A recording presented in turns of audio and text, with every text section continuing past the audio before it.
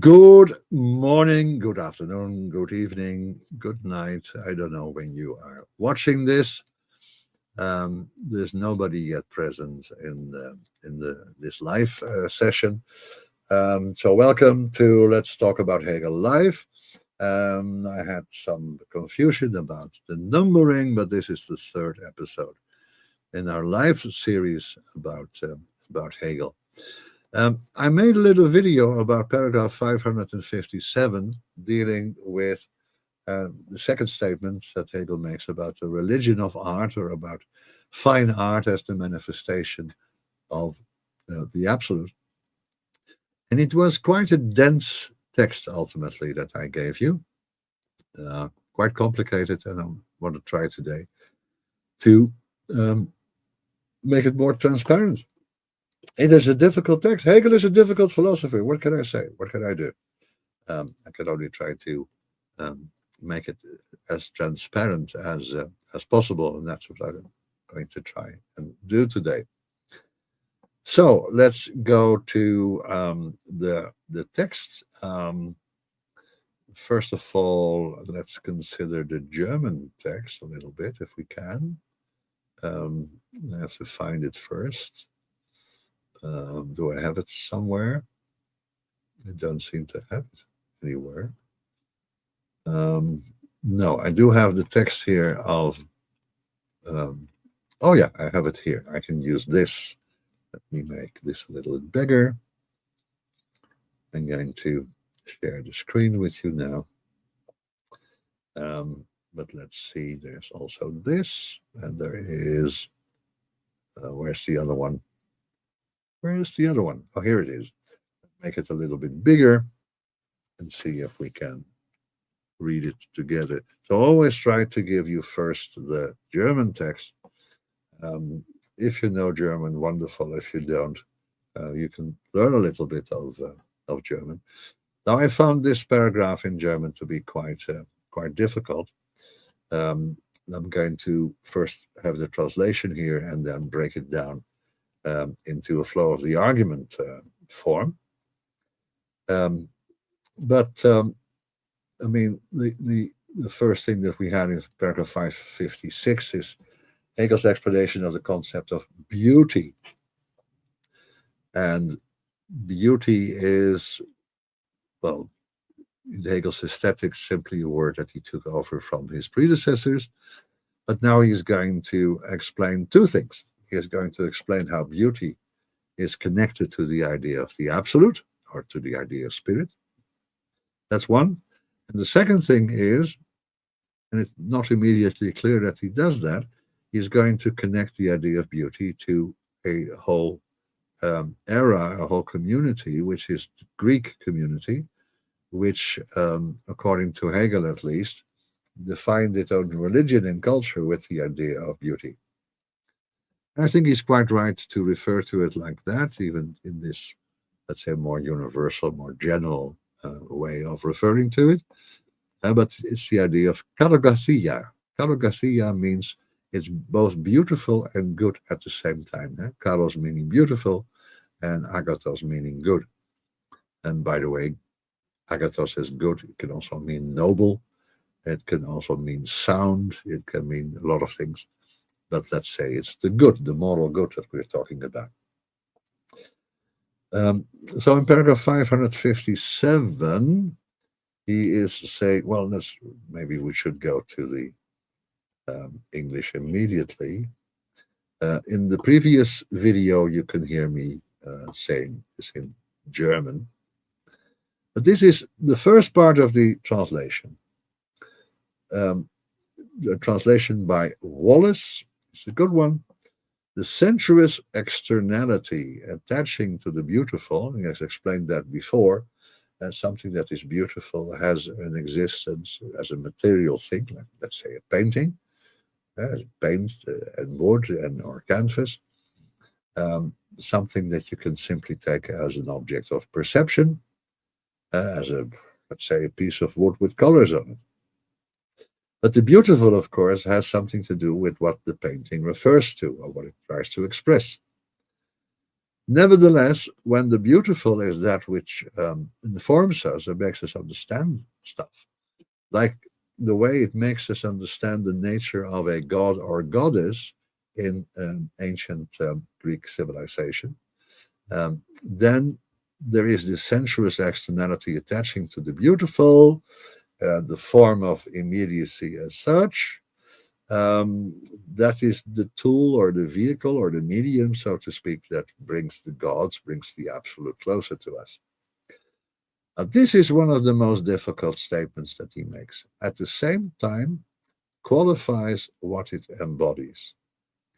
So, first of all, what does it embody? Well, in the religion of art, in Greek religion, the beauty of the statue actually encapsulates the character of the god or the goddess.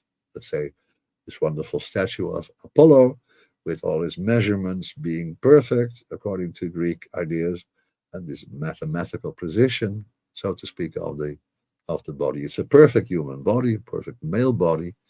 So the statue of Apollo embodies the idea of the god Apollo. But at the same time, this statue, as an object of perception, qualifies what it embodies. That is to say, what we say about Apollo with that statue is exactly what we think Apollo is. In some way, he's like the statue. He resembles the statue, or the statue resembles Apollo, because having these measurements, having this uh, aspect of kalos, of beauty, is exactly what is right about the statue. It's the agathos. The reference to Apollo is contained in the sensuous externality that is connected to the beautiful. So the statue refers to Apollo, but being a statue, a work of art, it also qualifies the god as something that is immediately given, that is in some sense sensuous and external. And that means, and that's how Hegel continues, the god of art, like Apollo, like Dionysius and all of them, has with his spirituality at the same time, so the reference is to a spiritual entity, it has the stamp upon him of a natural medium or natural phase of existence. He is like the statue resembles him. So the external externality of the statue actually says something about the way we understand Apollo to be. That's not self-evident that that is the case. I mean, if you look at the painting of, let's say, the crucifixion, it's obvious that the painting does not want to resemble Christ or wants even to resemble the crucifixion. It's a way of expressing what the crucifixion means. So you can't say that it at the same time qualifies what it embodies. What a picture of a painting of the crucifixion embodies is a whole story, the story of the crucifixion and the importance of that event for mankind, etc., etc. So it does not qualify what it embodies. The way that it is painted is not a qualification of what it embodies. The statue of Apollo, however, is. With his spirituality at the same time, the stamp upon him of a natural medium or natural phase of existence. So Apollo is taken to have some kind of natural existence by being represented, or being presented, we should say, there's an important difference, presented by his statue.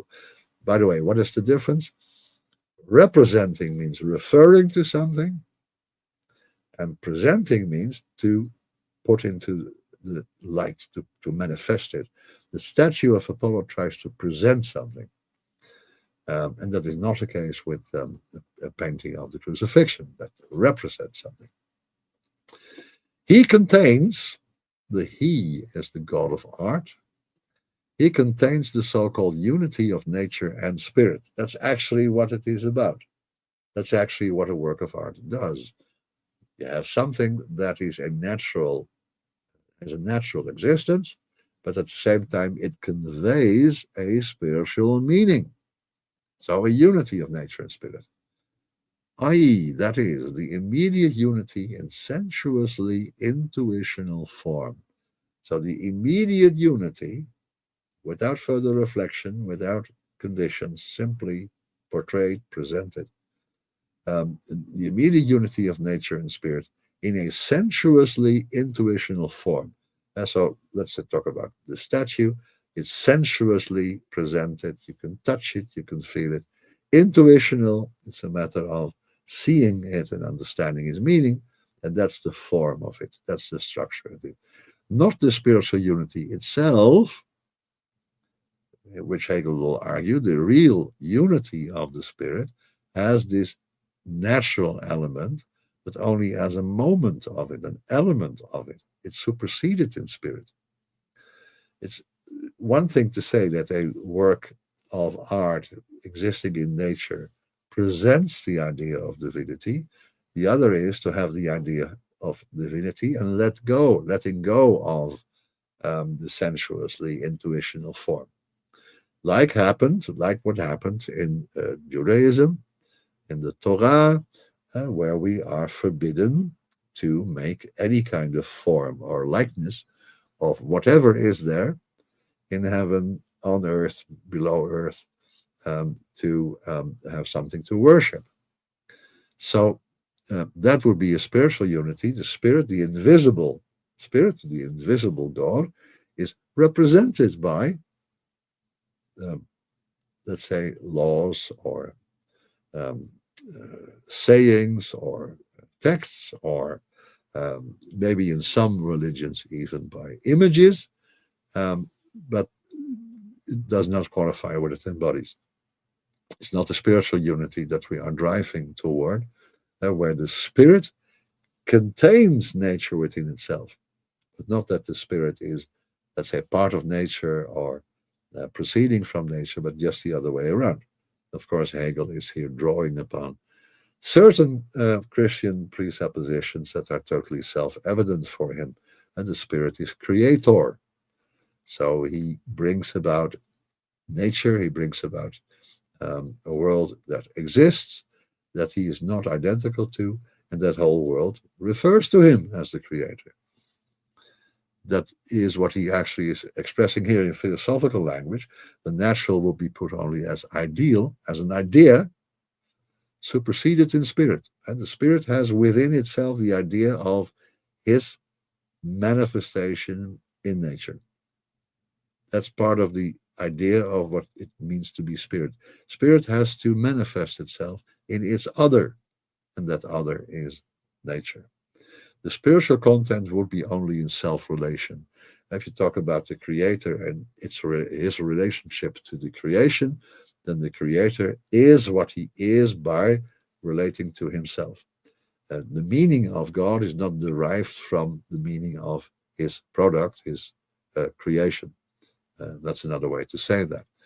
The spirit is what it is because it relates to itself, just like self-consciousness. It relates to itself, and that is its essence. Therefore, the conclusion is it's not the absolute spirit which enters this consciousness. So, in Greek religion, in the Greek way of talking about the divine, in the Greek way of depicting the divine and the gods in the form of, for instance, statues, there's no absolute spirit there. There's only this natural spirit, or the spirit in its immediacy. This is difficult in itself, even I think with my interpretation, with my explanation, this is still a very difficult concept to grasp. Can I simplify it? I'm not sure that I can simplify it. Hegel is talking about the way that the absolute as spirit manifests itself. He says there are three different ways that it does so. And the first, most immediate, the most self-evident way, the first also within history, is to be found in Greek religion. Greek religion is all about the beauty and the goodness of the gods. And how is that expressed? How is it thought of? Well, in the shape of for instance, a statue. Now, there's a lot more here. This is my comment. First of all, I try to understand beauty as the way that the God of art um, that exists in a natural physical form, how the god of art is represented in Greek religion. And ultimately, we have this immediate unity of nature and spirit, and we don't have yet the absolute spirit in which nature is merely a moment. And then, curiously enough, but quite understandable, just like we already talked about religion and faith as being embodied in a community. Well, if we talk about the religion of art, we have to talk about its community. What is the kind of community, what is the kind of society in which this connection between the absolute, the divine, and natural beauty expressed in a statue is actually thought of? And then he says this: on the subjective side, the community has, of course, an ethical life. Certainly, the Greeks knew about morality. And that is because it's aware of the spirituality of its essence.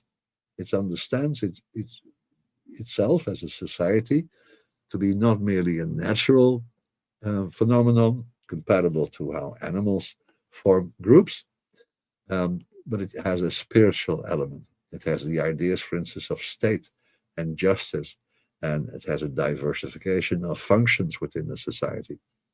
The spirituality of its essence, what we are as a society, is basically of a spiritual nature. It's self-consciousness and actuality.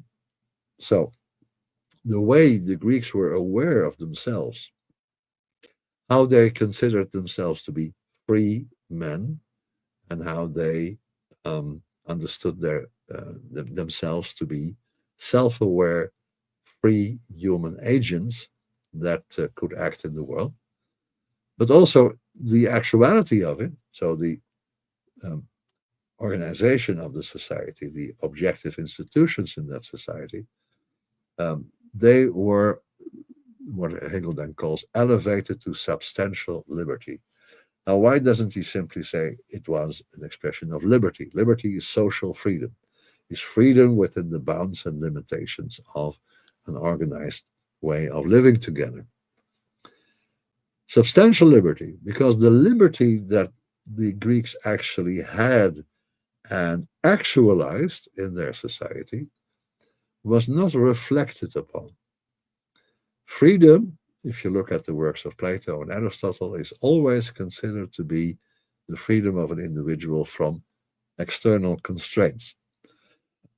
So liberty is talked about in terms of freedom. He says it's substantial liberty. Substantial means it is there, the liberty is present, it's actualized, but it's not reflected upon.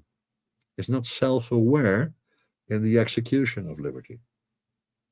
Therefore, with the stigma of immediacy upon it, I'm not sure I like the word stigma here, but it means something like characteristic, main characteristic, precisely because it's religion, the art religion of Greek society, has this element of immediacy, unreflectedness, givenness, just positively here, because it has that.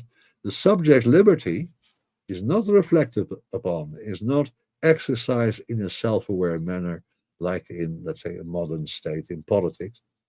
It's only a manner of life. It's an ethos.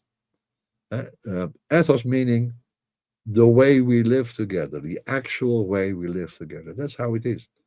And we learn it from our parents. We do it because others do it. We do it because we get the right responses. It's a manner of life. It's a way of life.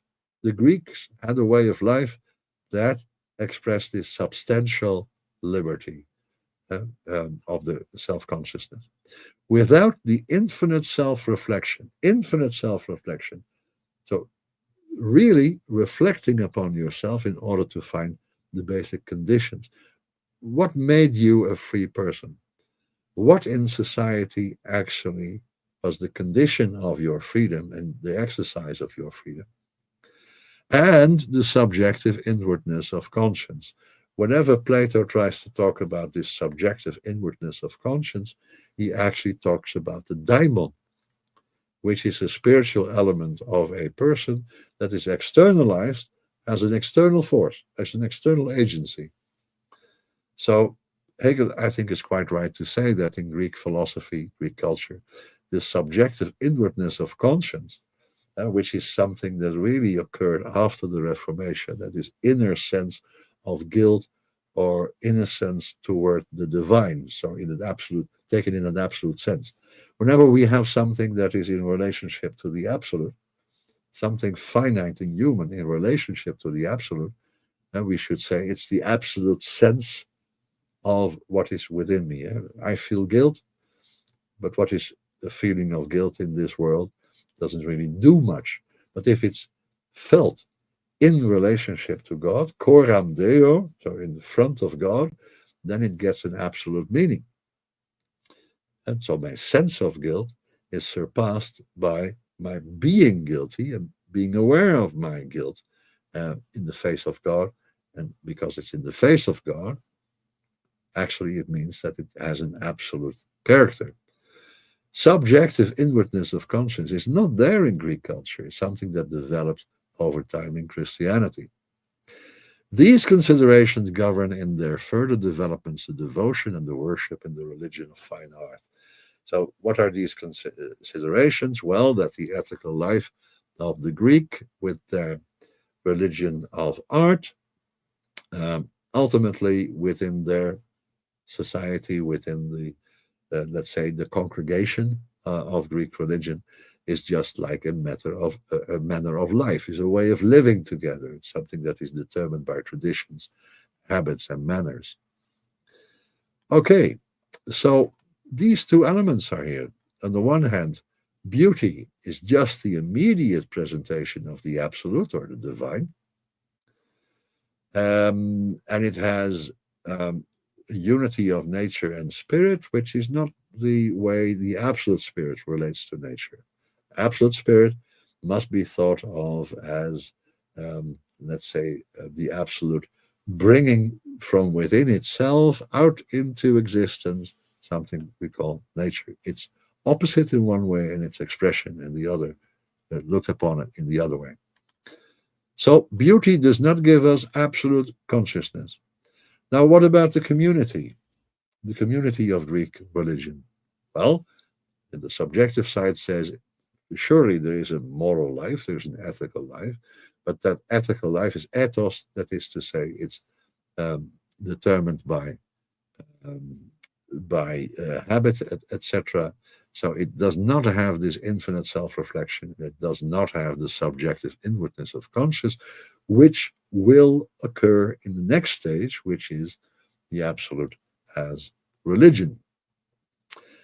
Okay, now I would have liked to ask you the question: is this clear to you? But you're not here yet, so I can't answer these questions that you might have at the moment.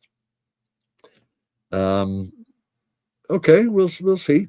Um, Maybe you'll have questions after seeing this video, and then you can ask your questions, and then I can continue with this.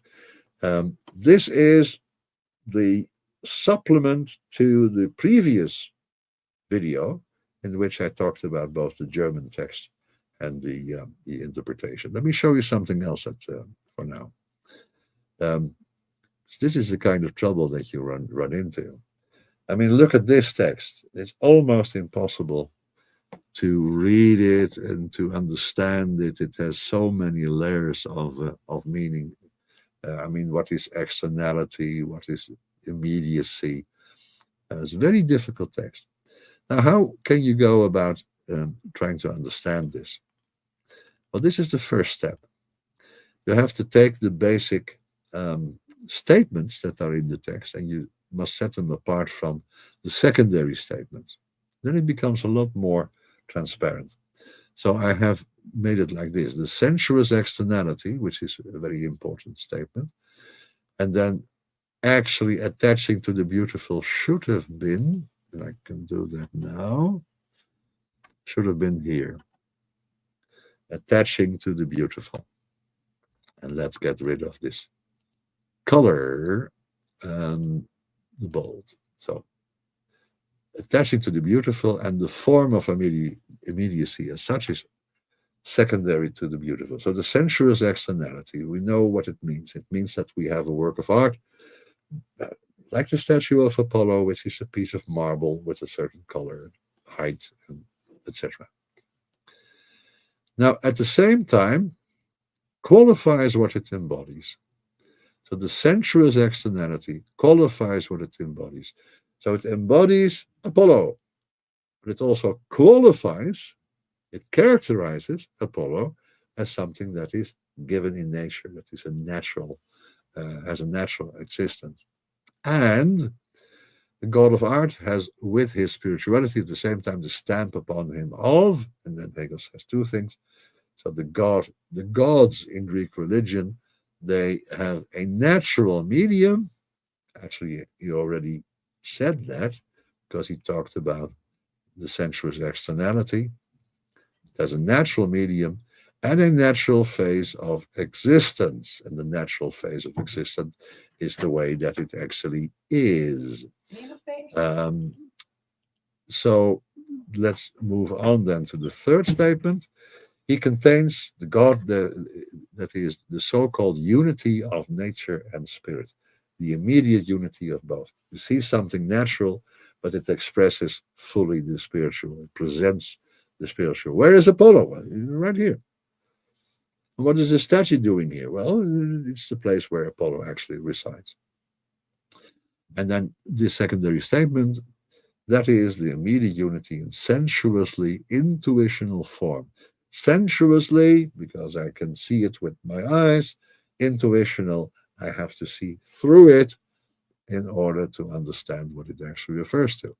It refers to a unity of nature and spirit, because Apollo, the spiritual god, is actually or has a natural existence. So it's not what Hegel is after, that is the spiritual unity. Uh, you have to go back to paragraph 554 to understand what Hegel actually means by the absolute spirit, and then you will understand what spiritual unity means. And you have three characteristics here. Shouldn't I do something like this? Let me see. Is it like this? Okay. So, in which the natural will be put only as ideal, as a moment of the whole. So, the spirit is within itself both spirit and nature. Spirit defines itself, determines itself to be spirit and nature, or defines itself as manifesting nature, or manifesting itself in nature, I should say. Superseded in spirit, the spirit is higher than the natural. The natural is elevated into spirit. The natural ultimately brings forth the spirit, just like the spirit brings forth the natural. Topic for a different video. And the spiritual content will be only in self-relation. Only, the absolute spirit, the spiritual is defined by or characterized by this self-relationship. A conclusion, it's not the absolute spirit which enters this consciousness. That's the end of this first discussion. In beauty, we do not find the absolute spirit relating to itself. We find an image, a picture, a statue of Apollo referring to the god and actually expressing that this god is also a natural entity. Then he goes on to the topic of the community, so the spiritual community, Greek society, the Greek congregation, so to speak, around the gods. On the subjective side, so we had the objective side here first. The community has, of course, an ethical life. So there is a consequence of the deities that the Greeks have worshipped, because they are aware of the spiritual nature of themselves as a community, and they actually have this exercise of liberty without being reflected upon, substantial liberty. The substantial liberty, why, by the way, why was it merely substantial liberty? Because the Greek way of organizing this liberty ran into contradictions. And I always like to refer to the Antigone, um, the famous tragedy in which we have this quarrel, this opposition, contradiction between the law of the gods, which um, were actually defined as the traditions, the religious traditions surrounding very deep pious feelings, which made Antigone want to bury her brother, and the law of men, that is the power and authority of Creon, the uncle of Antigone, who defined her brother, this one brother, as an enemy of the state and didn't want to give him a burial. And these two principles were never truly resolved, not within the tragedy. Um, and yeah, according to Hegel, not within Greek religion or Greek society. So, of course, it has an ethical life. Um, it has substantial liberty, but that is all, also in a contradictory form. But with the stigma of immediacy upon it, the subject's liberty is only a manner of life. So ultimately, the liberty exercised in Greek religion is a matter of tradition, habits, and the passing over the um, literally the tradition, passing knowledge of the past over to the next generation. That's how it worked. No infinite self reflection in which the individual stands out as the bearer of rights and duties over against the whole of society, nor the subjective inwardness of conscience that you find in Protestantism, for instance. And then a final statement that is not too difficult. These considerations govern in their further developments the devotion and the worship and the religion of fine art, which he does not give here fully. He has a couple of paragraphs more, but especially in the philosophy of religion, you will find much more about this. Okay, so what is the full thesis? What is actually Hegel saying here in this whole paragraph? Well, first of all, the sensuous externality qualifies what it embodies. So whenever you look at a work of art, in the Greek sense of the word, within the Greek religion, within the Greek society, you find that because the gods are represented, or no, rather presented, they are presented in the form of um, beautiful objects, like the statue of Apollo. Thereby, the thing that the statue refers to is also qualified as something immediate and given as a natural thing. Apollo as belonging to the natural world. That's why the Greeks thought that there was a pantheon in which all the gods were living, and where Zeus was debating with Hera and with Hermes and whoever came around there. That's the result of this way of thinking. The unity of nature and spirit, as expressed in, for instance, the statue of Apollo, is not the spiritual unity. The real spiritual unity that Hegel started describing from paragraph 554 onwards contains within itself nature. That's a different kind of unity. This is the immediate unity. The natural is also spiritual. The spiritual unity that belongs to the absolute spirit is the spirit determining itself in its self relation, determines itself to be manifested in nature. That's a really important thing. Spiritual absolute, determining itself in its self relation, determines itself to be also manifest in and as nature. And then the second element, that is the community of the faithful, so to speak, the worshippers in Greek religion. The community as a whole, Greek society, has, of course, an ethical life. It is spiritual. It is driven by, let's say, the commands of the gods, but the gods give contradictory commandments. Apollo doesn't say what Dionysus says, and there's a whole room of contradictory divine commandments, so to speak, to deal with. So ultimately, how can that be resolved? Well, it cannot be resolved. Therefore, Greek society had to rely on a manner of life that is a tradition, a habit, that is what seems good to common sense. That is the way Greek society actually functioned in order to um, define its own morality.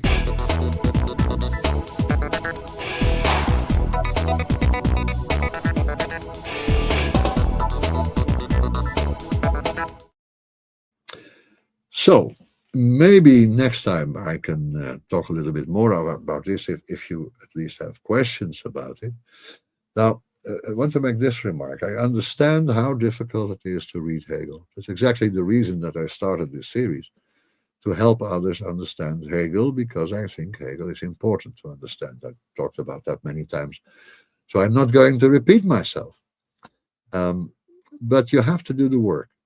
And I know that that is sometimes frightening if you look at the condensed nature of the text of Hegel, even in the translation. You will have more questions than answers when you look at it. I think it's worth your while to try and understand all of this. I want to be here as a guide to Hegel, and apart from that, I'm just having lots of fun explaining Hegel, because in explaining Hegel, you are also teaching yourself, aren't you? So that is why I'm doing it. Is there any question by the few people that showed up today? If so, you can ask your question in the comment section here, and I will have a go at it. If not, I'm going to end the stream. If you have questions afterwards, after looking at this, please do so in the comment box, or go to, let me show you this, to this website, hegelcourses.wordpress.com. Did I spell it right? I think so. So you need to go here to find many more blogs and articles and stuff on Hegel. We're not going to Ivana and myself. Ivana and I are doing this channel. So Ivana and I will try to show you some discussions that we will have about various topics. I will make presentations like the last video about the text of Hegel. We're going through the entirety of the philosophy of spirit in the Encyclopedia. That's at least the ambition. And in between, I'm also writing little blog posts on this site. What about postmodern art? Okay, you can leave it to Ruby Grew to give me the questions that will give me a headache for the next half hour. Postmodern art, yeah, but what about it? We have to talk at some stage about Hegel's idea of the end of art, the end of romantic art, as he says, as he calls it, because he sees that the Christian Germanic world, to which this idea of art, romantic art, belongs, is finally gone. There's no efficacy anymore. It doesn't really express itself in history. So what does he say? Well, after that, you get sort of decadent art that refers back to the past. There's no really, it doesn't have the characteristic of expressing the absolute anymore. And he gives us an example that tragedy, which represented the inner conflicts of Greek society, it can no longer be written in the 19th century. What you have instead is comedy. A comedy is the spirit that laughs about everything and that laughs the gods of the Greek religion to death. It killed them. How did they kill the gods? Nietzsche says by laughter. That's Hegel's argument. Now, if you look at postmodern art is not exactly what I mean. You should talk about post-romantic art. So you get into the latter half of the 19th century, the 20th century, beginning of the 21st century. I mean, we're talking about things like Impressionism and Pointillism and Cubism and pop art and performance art, Expressionism, Impressionism. All of those forms of art must be understood from within their own principle, and they have some kind of a standard or a program or a project. We have to understand it in order to get any closer to the development of culture after Hegel. And secondly, now what if we can combine two things? We can say, well, all art is somehow a presentation of the absolute in natural immediacy, period. Hegel's principle. Now, what if this absolute is an historic concept, an historical concept, and it is the way within a certain how within a certain culture the absolute is portrayed or approached. Think all of these forms of post-romantic religion can actually help us understand the development of culture after Hegel. So, especially by maintaining Hegel's principle that art is a representation or presentation of the absolute, can we give full weight to the development of art after Hegel to see what that development of art after Hegel actually says about our culture. What is it? Is it an extended period of comedy? Comedy is not just something that to make you laugh, but it's something that actually emphasizes the the void of being, the nothingness of culture, the unimportance of it, but at least in a form that actually shouts it out and expresses it. Or maybe it's social critique. Can be so many things. Or is it actually the way the Christianic Germanic principle that Hegel talks about is now turning decadent and fragmented and is like having the one of the ways of expressing the absolute manifesting itself in a one-sided manner, quasi-independent of the absolute, turning against the absolute. It's the absolute here devouring itself, so to speak. I have to speak about the end of art in one of our coming sessions, and then we will talk about postmodern art. And Ruby said at 2:46 p.m., haha, there is comedy here. I'm not sure that she meant it, but there is comedy here in the from Hegel's perspective. Look at all these forms of art. Look at all these forms. What do they try to express? According to Hegel, there is a kind of art that is merely dealing with the artist or the artisan. What he liked about romantic art is that the romantic painters and sculptors were trying to give a view, a representation, an image, an intuition about reality. And in doing so, they also indirectly portray the absolute. Because in a work of beauty, if you paint a tree in a work of beauty, the tree is pictured as exactly what it is. And this exactly what it is, this being related to itself, being expressed fully, well, that is exactly what the absolute is.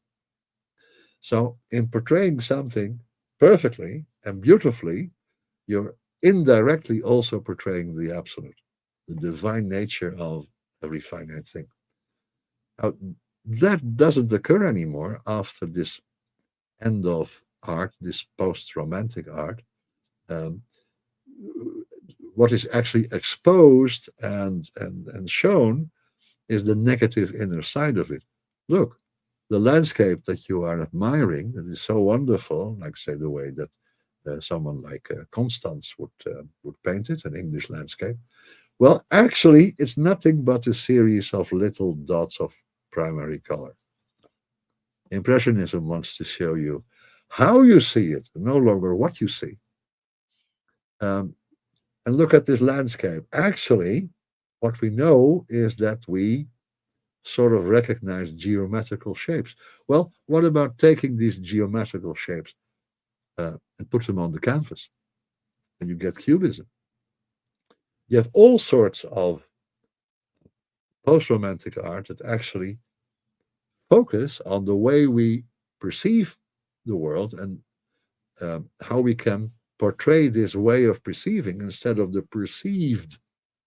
The object is no longer important. That for Hegel is a reason to say, well, it's just comedy. But we're not talking about anything in particular. We're only talking about ourselves. I would connect that with an idea that Karl Leuwit once said. Karl Leuwit said you have in the middle of the 19th century an enormous turn in philosophy. Before that turn, in the middle of the 19th century, or let's say around Hegel's death, you have this attention to the objective, to the reality, to the absolute of reality. But afterwards, in the middle of the 19th century, things are shifting. It's now about us. It's about humanity.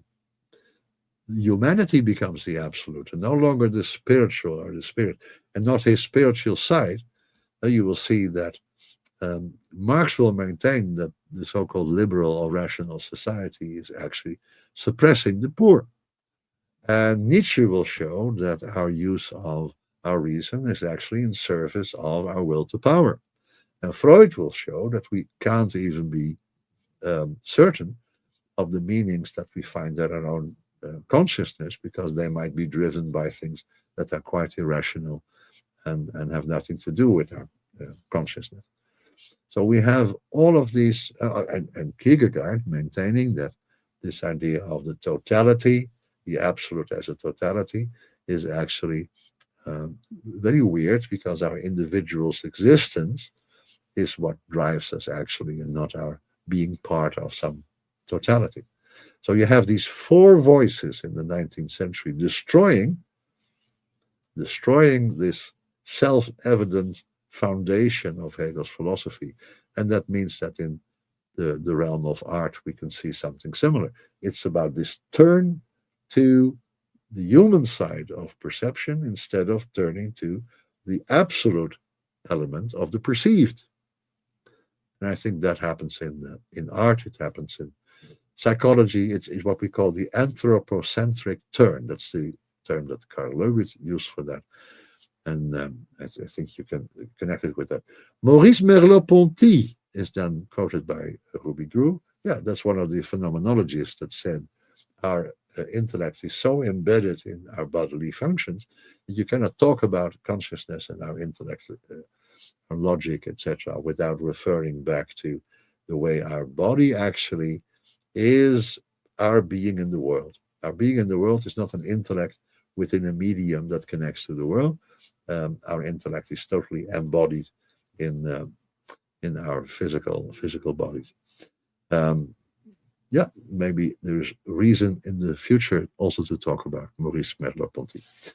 Okay, we are at 52 minutes or something like that. I'm going to end our discussion now with thanks to Ruby for at least giving me an opportunity to answer some questions. If you have any questions after listening to the recording, please do so. I will notice and I will answer them either in the comment section or separately in our next in our next session on the internet.